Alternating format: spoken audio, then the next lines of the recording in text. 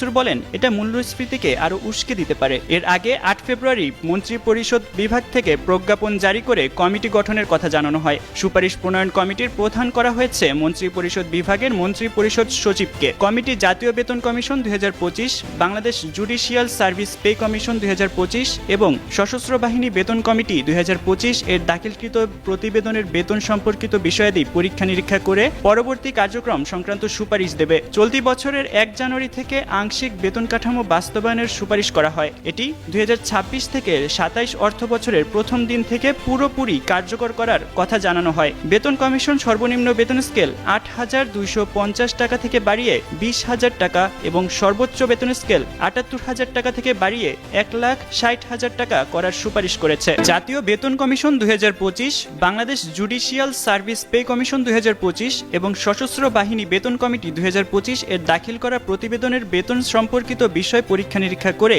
সুপারিশে committee গঠন করেছে সরকার। তবে বাংলাদেশ ব্যাংকের governor doctor Ahsan H Mansur বলছেন, কর আদায় না বাড়িয়ে নতুন পে স্কেল বাস্তবায়ন করা হলে ব্যাংক ঋণের বোঝা সরকারের আবারও বাড়বে। সোমবার কেন্দ্রীয় ব্যাংকের প্রধান কার্যালয়ে আয়োজিত সংবাদ সম্মেলনে নতুন মুদ্রানীতি ঘোষণা করতে গিয়ে তিনি একথা বলেন।